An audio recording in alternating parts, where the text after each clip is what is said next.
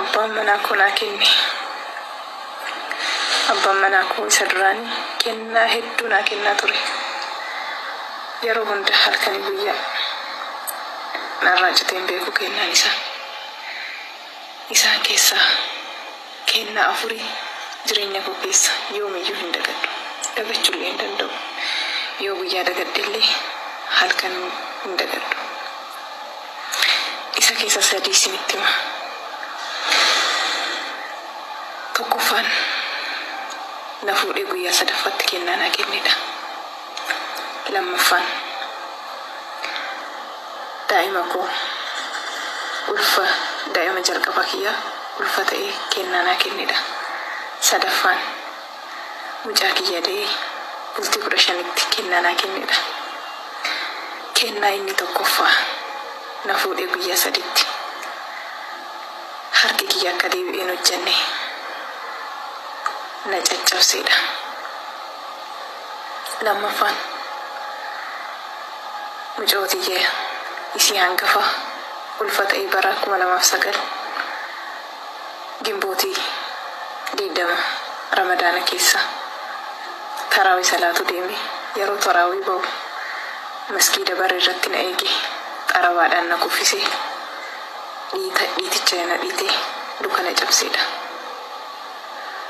Ol ka'uu dadhabee namni biraa na kaasee mana kootitti na galche. Gimbootii bultii 24tti mucootiyya da'uuf hospitaala deeme. Okkolaa deemee ilmootiyya okkolaatiin hammadhee gale. Inni sadaffaa mucaa kiyya da'ee bultii 15tti hidaarii 16tti 15 isaatitti qirixxee duwidaan kute. Baay'ee nama dhukkuba. Deettudha. Namni da'ee kana hin beeka. Yoomiyyuu hin dagadhu. Yoomiyyuu abadan.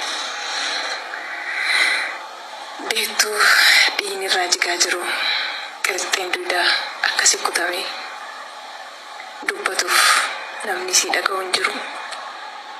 Ilmoo isii guddisuudhaaf caccabxee achumatti lafatti hafte. Yeroo hedduu namatu ol na fuudhee ganna deebisa. Danda'een dhaabadhu ture. Waggaa hedduu duwida koo na dhukkubaa ture. Amma isaan wal gadhiisus seenaan inni narratti raawwate halkanii guyyaa ganna dhiisee hin beeku. Yeroo rafu yeroo ka'u seenaan na keessaa hin badu. Dhokachuudhaaf waa hedduu raawwadha. Seenaa dabarsee keessaa ba'uuf bakka hedduutti dhokadha. Garuu na dhiisee hin beeku. Dubartiin burcuqqoo qofaa miti. Dubartiin ija hin baddi. Madaan qaama kiyya fayyeera. Madaan onnee kootii fi sammuu kee abadan hin fayyu. Namoota meeqaa kami waan akka kiyyaa kana dabarsaa jirtan? Jaarsonni hoo haadha manaa keessan akkamitti horataa jirtan? Rabbiin subhaanahu wa ta'aalaa osoo sujuudni ilmoo namaatiif kahayyamamu taate abbaa manaa fayyamaa yeroo jedhu kabaja abbaa manaa argisiisuudhaaf malee dubartii gabroomsuufi miti. Wanti hunduu quraannis hadiisnis yoo dubbatamu waa hedduu ilaallateeti. Dubartiin garbaa miti. Harreen lubbuu qaba. Namoota meeqatu miidhaa akkana namarratti geessaa jirtan? Miidhamni nama keessaa hin banne, miidhamni abadan hin dagatamne namoota meeqa akka ta'umtu akkanatti dabarsaa jira. Ani namni nan hubatu dubartis ta'ee dhiirris ta'ee ana ta'uu bakka kiyya ta'uu hin danda'u. Dhibee kiyya naa dhibamuu hin danda'u. Na fayyisuu hin danda'u yoo rahmaan hin taate malee. Garuu minaalbaata yoo namni biraa dhagee xiqqoo waan natti wayyaa'u natti fakkaata. Maatiin koo nan hubatu. Hiriyyaan koo nan hubatu. Namni na cinaa jiru keessa kiyya seenee ilaaluu hin danda'u. Guyyaa hin kolfa. Halkan imimmaan xaragaa bula. Hariiroo kiyya fuulduraatiif maal akkana qunnamu hin beeku. Keessi kiyya madaadha. Madaan qaamni kiyya hunduu fayyeera. keessi kiyya garuu yoomiyyuu hin fayyu. Isinis gorsa isiniif haa ta'u.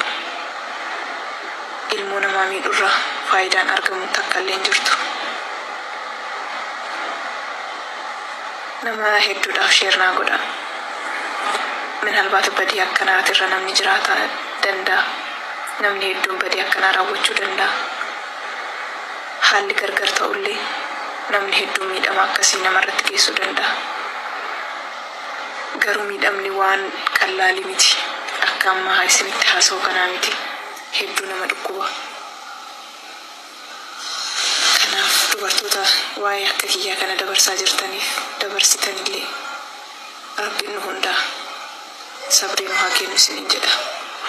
Waan na dhageettaniif galatoomaa.